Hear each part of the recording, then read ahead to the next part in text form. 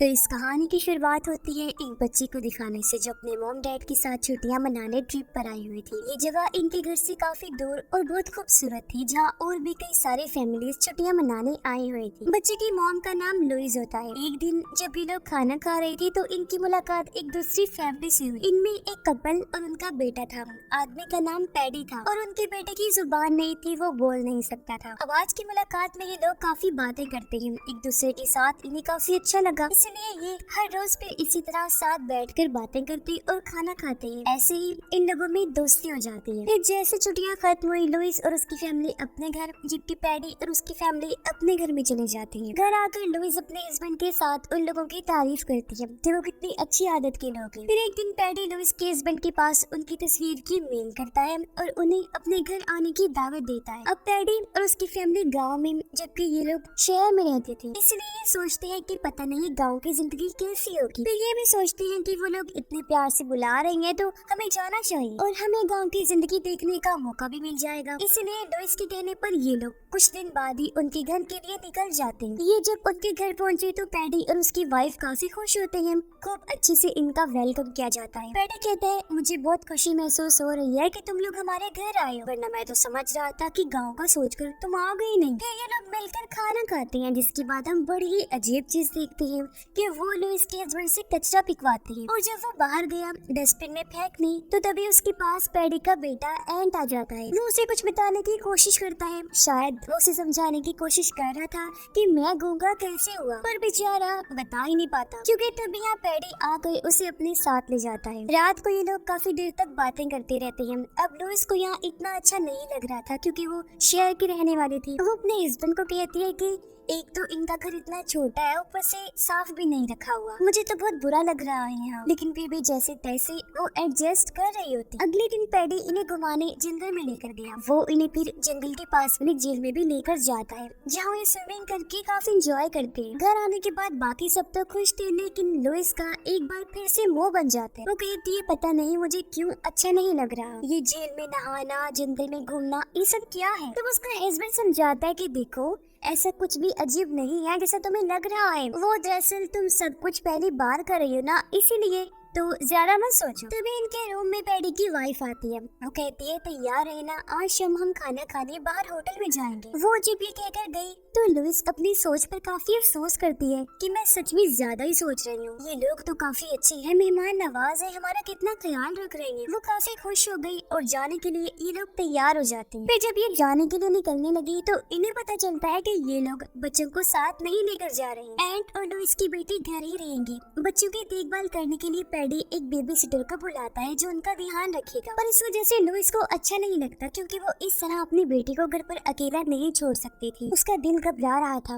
लेकिन उसके पास कोई रास्ता नहीं था, इसलिए वो पैडी की बात मानकर राजी हो गई। अपनी बेटी को अकेला छोड़कर उनके साथ चली जाती। ये लोग डिनर करने समंदर किनारे आए, जो जगह इन लोगों को काफी पसंद तो आई, लेकिन ये होटल बिल्कुल छोटा सा था। यह होटल का मालिक इनसे काफी अच्छे से बात करने की कोशिश कर रहा था, लेकिन उसका बर्ताव एकदम अजीब होता जा रहा था और वो ही इन लोगों के लिए खाना बनाने वाला था। दूसरी तरफ हम घर में एंट और लुइस की बेटी को देखते हैं। एंट उसे खेलते हुए अपने रूम में लेकर गया, जहाँ वो उसे पैडी की घड़ियों की कलेक्शन दिखाता है। उसने बहुत सारी घड़ियां जमा की हुई थी। एक खास घड़ी उठाकर एंट उसे दिखाता है। वो उसे कुछ समझाने की कोशिश करता है, जिसे लुइस की बेटी समझ नहीं पाती। घड़ी पर लिखे लफ्जों में बस एक लफ्ज समझ आ रहा था जो एंट का ही नाम था। उधर खाना खाने के बाद पैडी और उसकी वाइफ खूब शराब पी लेते हैं। नशे की हालत में वो अजीब तरह डांस कर रही होती है। साथ ही उनकी बातें भी बहुत ही अजीबोगरीब थी, जिनसे लुइस और उसके हस्बैंड को काफी बुरा महसूस हुआ। फिर जब इनके जाने की बारी आई तो वो बड़े आराम से लुइस के हस्बैंड के हाथ में बिल थमाकर बाहर चले जाते हैं। ये देखकर दोनों को फिर बुरा लगा कि मेहमान भी हम हैं और बिल भी हमसे ही दिलवाया जा रहा है, मगर एक बार फिर उनका बोलने का मुंह नहीं पड़ता। उधर एंट और लुइस की बेटी जब सोने गई तो एंट उसे अपने जिस्म पर लगे चोटों के निशान दिखाने लगता है, पर तभी वो लोग पार्टी करके घर आ गई, इसलिए एंट जल्दी से लेट गया, सोने का नाटक करने लगता है। लुइस देखती है कि उनकी बेटी सो गई है, इसलिए वो अपने रूम में चले गई, जबकि पैडी और उसके हस्बैंड अपने रूम में चले जाते हैं। अब लुइस के अपने हस्बैंड के साथ बहस हो जाती है। वो कहती है कि ना तो मुझे ये लोग पसंद आ रहे हैं और ना ही इनकी हरकतें, मुझे बहुत बुरा फील हो रहा है, इसलिए चलो यहाँ से जितनी जल्दी हो सके, क्योंकि इतने टाइम से मैं बस एडजस्ट ही कर रही हूँ। यह दिल से नहीं रह रही। इस पर उसका हस्बैंड कहता है मेरी जान परेशान ना हो और रिलैक्स हो जाओ, जितनी जल्दी हुआ हम चले जाएंगे यहाँ से। फिर ये दोनों एक दूसरे को संभालते हैं, जिसके बाद सो जाते हैं। पर इन्हें छुपकर पैडी देख रहा होता है। आधी रात को लुइस की आँख खुली। उसे अपनी बेटे की फिक्र हो रही थी, इसलिए वो उसे चेक करने जाती है। पर वो ये देखकर काफी दंग रह गई कि उसकी बेटी तो एंट वाले कमरे में है ही नहीं जहाँ वो सो रही थी। लुइस घबराते हुए पैडी के रूम में गई चेक करने।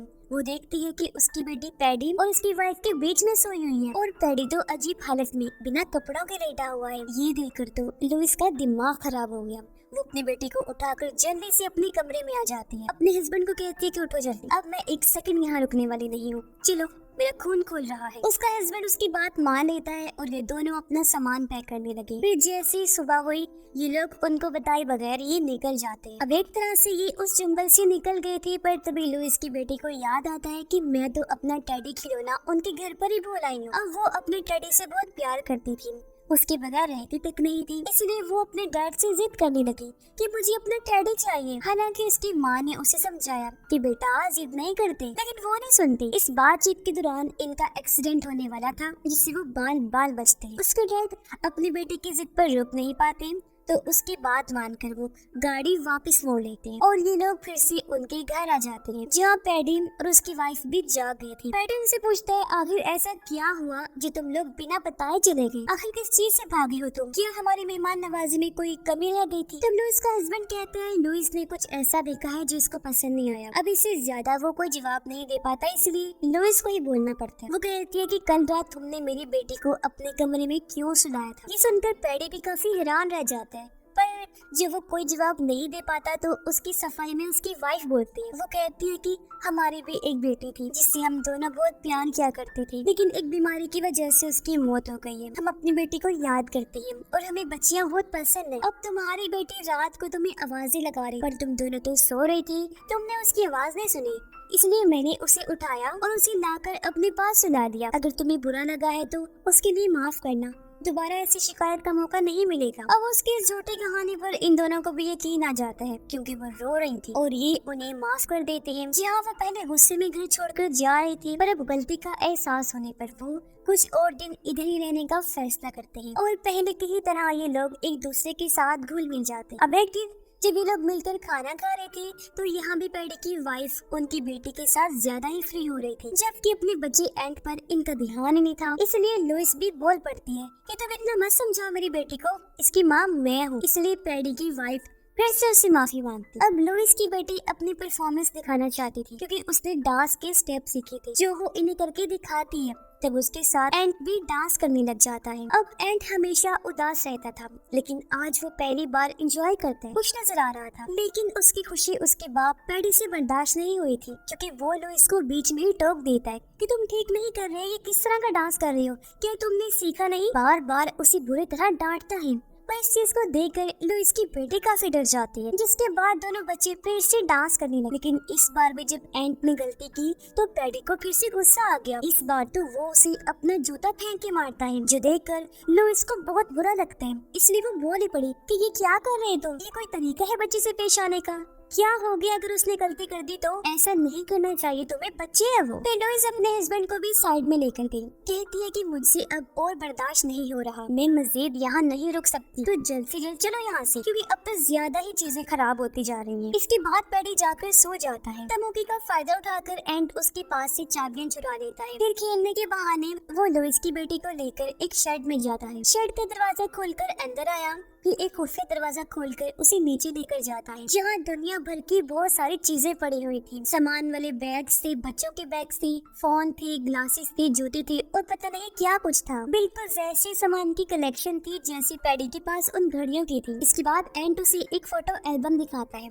जिसमें पैडी और उसकी वाइफ की अलग अलग फैमिलीज की 7 तस्वीरें थी और हर तस्वीर में पैडी और उसकी वाइफ के साथ अलग ही बच्चा था। उन्हीं में से एक तस्वीर में एंट भी था, लेकिन इनके साथ नहीं बल्कि अपनी असली अपनी फैमिली के साथ, क्योंकि पैडी और उसकी वाइफ उसके असली मॉम डैड नहीं थी, वहाँ उसकी जुबान भी थी, जिससे हम समझ पाते हैं कि उन लोगों ने एंड के साथ कुछ ऐसा किया कि उसकी जुबान नहीं रही, मतलब उन्होंने ही उसकी जुबान को काटा होगा, क्योंकि वो उनका असली बेटा नहीं था, इसलिए तो वो उसके साथ इतना बुरा बर्ताव करते थे। तो अब हमें बताया जाता है कि असल में ये दोनों कौन है। तो पैडी और उसकी वाइफ दोनों दरअसल सीरियल किलर है, मतलब ये पागल है और लोगों को बेरहमी से मार दिया करते हैं। ये नई नई जगहों पर ट्रिप्स पर जाते हैं, फिर वहाँ उन फैमिलीज को फंसाते हैं जिनका सिर्फ एक ही बच्चा हो, उनसे दोस्ती बढ़ाते हैं और उन्हें अपने घर में आने की दावत देते हैं। और जब वो फैमिली इनके घर आती है तो ये उनका सारा सामान और पैसा लूट कर उन्हें मार देते हैं, उनके बच्चे की जुबान काट देते हैं ताकि वो किसी को कुछ बता ना पाए, और उस बच्चे को अपने साथ रखते हैं। फिर उसे अगली ट्रिप पर लेकर जाते हैं और वहाँ से नया शिकार यानी अगली फैमिली को फंसाते हैं, जिसके बाद इस बच्चे को भी मार देते हैं और फैमिली के साथ वो सब चीजें रिपीट करते हैं और इनकी ये साइकिल ऐसे चलती रहती है। और अब मरने की बारी एंड की है, साथ ही लुइस और उसकी वाइफ को लूट कर उन्हें भी मार देंगे ये लोग, और लुइस की बेटी को अपने पास रख लेंगे। फिर उसे भी वही सब बर्दाश्त करना पड़ेगा जो अब तक एंड करता आ रहा था। ये भी कुछ बोल नहीं पाएगी क्योंकि इसकी भी जुबान वो काट देंगे, लेकिन एंड बेचारा फिर भी बार बार इन्हें अलग अलग तरीकों से बचाने की कोशिश कर रहा था कि ये यहाँ से भाग जाए, लेकिन ये लोग समझ ही नहीं पाए। खैर लुइस की बेटी अपने फोन में सभी फैमिलीज की तस्वीरें ले लेती है और ये दोनों जल्दी से बाहर आ जाते हैं। फिर एंड पैडी के पास गया और बहाने से उसके पास चाबी वापस रख देता है। अब लुइस सोचती है कि मैं अपनी मॉम को कैसे सारी बात बताऊं, क्योंकि लुइस तो पैडी की वाइफ से बातें करने में मसरूफ थी। तब उसकी बेटी को एक आइडिया आया, वो खुद को एक पिन से कट लगाकर अपना खून निकालती है और सबका ध्यान अपनी तरफ कर लेती है। उसने कहा कि मेरे कपड़ों पर पता नहीं कैसे खून लग गया है, इसलिए लुइस उसे वॉशरूम में लेकर जाती है। उसकी बेटी को मौका मिल गया था अपनी मॉम से बात करने का, इसलिए वो उन्हें उन फैमिलीज की सारी तस्वीरें दिखाती है और पैडी और उसकी वाइफ की सच्चाई भी बताती है, जो सुनकर लुइस की होश उड़ जाती है। पर वो अपनी बेटी को यही कहती है कि बेटा ऐसा कुछ नहीं है जैसा तुम सोच रही हो, ताकि उसकी बेटी परेशान ना हो। वो उसे रिलैक्स करती है, पर लुइस समझ जाती है कि कुछ भी ठीक नहीं, यहाँ तो बहुत बड़ी गड़बड़ चल रही है, ये बहुत खतरनाक लोग हैं और हम लोग बुरी तरह यहाँ पर फंस गए हैं। तभी लुइस बाहर आई, वो बहाना करती है कि मेरी बेटी बहुत घबराई हुई है, शांत नहीं हो रही, जो कहकर वो अपने हस्बैंड को भी अंदर लेकर जाती है, जहाँ लुइस उसे भी सारी फैमिलीज की तस्वीरें दिखाकर सच बता देती है। उसके हस्बैंड भी काफी दंग रह गया कि ये कितने खतरनाक लोग हैं, न जाने कितनी फैमिलीज को इन्होंने अपना शिकार बना लिया। पर इनके लिए हालात खराब थे क्योंकि ऐसे में ये भाग भी नहीं सकते थे, वो लोग बाहर जो बैठे हुए थे। तब लुइस कहती है हम उन लोगों से ये बहाना कर देते हैं कि हमारी बेटी को पहली बार फीमेल प्रॉब्लम आई है, ऐसे में हम आसानी से यहाँ से निकल जाएंगे। पर जाने से पहले लुइस अपने पास एक चाकू रख लेती है जो उनके काम आ सकता था उनकी हिफाजत करने के लिए। फिर ये लोग अपनी बेटी को लेकर बाहर आए, उनसे कहते हैं वो दरअसल हमारी बेटी पहली बार है, इसीलिए वो डरी हुई है, घबरा रही है, अपने घर जाना चाहती है। अब एक तरफ जहाँ ये लोग घर जाने की जिद कर रहे थे तो पैडी इन्हें रोकने की पूरी कोशिश कर रहा था, पर ये लोग उसकी बात नहीं सुनते। इन्होंने फैसला कर लिया था, लेकिन जब ये लोग बाहर आए तो देखते हैं कि इनकी गाड़ी का टायर तो पंक्चर हो गया है। तब यहाँ पैडी कहता है कोई बात नहीं, टेंशन ना लो, मैं इसे 5 मिनट में ठीक कर दूंगा। पैडी तो इसके हस्बैंड को वहाँ लेकर जाता है जहाँ सारे औजार पड़े हुए थे। अब हालांकि वो साथ जाने से डर रहा था कि कहीं पैडी मेरे साथ कुछ करना दे, लेकिन पैडी औजार लेकर वापस आया और टायर ठीक कर देता है, यानी फिलहाल वो इनके साथ कुछ नहीं करता। और जब ये लोग गाड़ी में बैठने लगे तो तभी इनकी नजर उनकी बेटी के टेडी पर जाती है जो दीवार पर काफी ऊपर किसी ने रख दिया था। पैडी कहता है अरे यार ये जरूर एंड की शरारत होगी, जो कहकर वो सीढ़ी लगाता है और लुइस के हस्बैंड को ऊपर जाकर टेडी लाने को कहता है। पैडी अभी भी कुछ नहीं करता। लुइस का हस्बैंड टेडी लेकर आया जिसे खुद अपने हाथों से पैडी उनकी बेटी को देते। अब तक सब ठीक चल रहा था, लेकिन जैसे लोग गाड़ी में बैठकर यहाँ से जाने लगे कि तभी उनकी आंखों के सामने पैडी एंड को पानी में फेंक देते हैं, जिससे वो बेचारा बच्चा डूबने लगता है। तब उसकी खातिर इन लोगों को गाड़ी रोकनी पड़ी। लुइस का हस्बैंड जल्दी से बाहर आकर पानी में कूद गया। वो एंड को तो बचा लेता है, लेकिन अब उसकी फैमिली मुसीबत में, क्योंकि पैडी ने गन पॉइंट पर उन्हें बंदी बना लिया था, यानी ये लोग बुरी तरह फंस गए थे। पैडी उन सबको बांधकर अंदर लेकर जाता है और उनके बैंक में जितने भी पैसे थे वो सब पैडी अपने अकाउंट में भेज देता है। जिसके बाद पैडी इन्हें मारने की तैयारी करने लगा, लेकिन लुइस के पास जो चाकू था वो उसकी मदद से पैडी के चेहरे पर वार करती है। फिर वो जल्दी से पैडी की वाइफ से गन छीन कर इन लोगों पर तान देती है। फिर ये सब बाहर आए, पैडी और उसकी वाइफ को इस कमरे में बंद करके लॉक लगा देते हैं। ये लोग गाड़ी में बैठ के यहाँ से निकलने ही वाले थे कि तभी होटल का मालिक, जो दरअसल पैडी का भाई है, वो यहाँ आ जाता है, जो अपनी गन से इनकी गाड़ी पर शूट करने लगता है। ये लोग अपनी जान बचाने के लिए जल्दी से गाड़ी से उतरे और भागकर घर के अंदर आ जाते हैं और सारे खिड़की दरवाजों को इन्होंने मजबूती से बंद कर दिया था। पर पैडी का भाई उस रूम में आकर ताले को तोड़ देता है। पैडी और उसकी वाइफ को बाहर निकालता है, यानी इंसान के रूप में छुपे हुए ये जानवर एक बार फिर से आजाद हो गए थे। ये लोग सबसे पहले घर की लाइट्स ऑफ कर देते हैं ताकि हर तरफ अंधेरा छा जाए। और जैसे कि पैडी और उसकी वाइफ को पता था कि घर के अंदर जाने का कौन कौन सा रास्ता है, तो उन रास्तों की मदद से ये तीनों घर के अंदर घुस जाते हैं। जैसे पैडी आगे बढ़ा, उसके सामने लुइस आ गई। उसके हाथ में तेजाब था जिसे वो पैडी के ऊपर डाल देती है और बच्चों को लेकर बाहर की तरफ भागने लगती है। पैडी का भाई जैसे सामने आया, लुइस का हस्बैंड उस पर हमला कर देता है। इन दोनों की लड़ाई शुरू हो गई, पर पैडी का भाई उसे पकड़कर काबू कर लेता है और जान से मारने की कोशिश करता है। लेकिन तभी पीछे से लुइस आ जाती है। वो उसके सर में हथौड़ी घुसा कर हमला कर देती है, जिससे मौके पर ही पैडी के भाई की मौत हो जाती है। जिसके बाद लुइस और उसका हस्बैंड बच्चों को लेकर छत पर आ गए, क्योंकि वो सीढ़ी के जरिए यहाँ से भागने का प्लान बना रही थी। लुइस पहले अपने हस्बैंड को फिर दोनों बच्चों को सीढ़ी के जरिए बाहर भेजती है, लेकिन तभी इन्हें पता चला कि पैडी की वाइफ गन लेकर इनका पीछा कर रही है। फिर वो भी आकर उस रूम तक आएगी।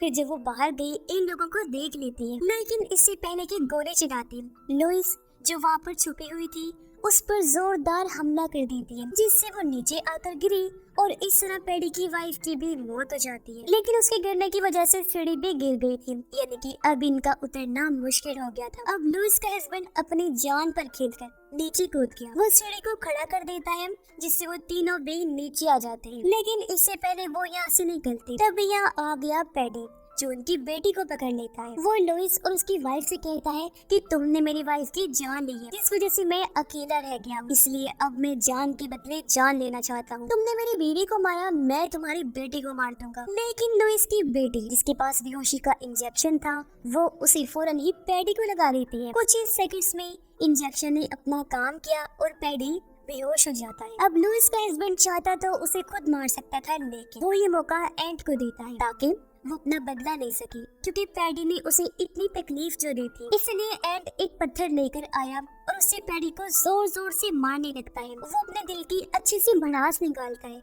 और उसे तब तक मारता रहता है जब तक पैडी की मौत नहीं हो जाती। सारी मुसीबत को निपटाने के बाद वो गाड़ी में बैठे और यहाँ से निकल जाते हैं। अब लुइस और उसके हस्बैंड ने अपने साथ साथ दोनों बच्चों को भी बचा लिया था। ये लोग एंट को अकेले नहीं छोड़ते और उसे अपने साथ ही लेते हैं। एंट की आंखों में एक नई उम्मीद थी जो उसे इस फैमिली से मिली थी, यानी जहाँ पैडी और उसकी वाइफ ने इसकी और न जाने कितने लोगों की जिंदगी बर्बाद कर दी, तो अब कोई भी उनका शिकार नहीं हो पाएगा। उस बुराई का तो हमेशा के लिए खात्मा हो गया है। साथ ही इन लोगों की किस्मत अच्छी थी जो ये भी बच गई। और इसी के साथ ये फिल्म भी इधर ही खत्म हो जाती है।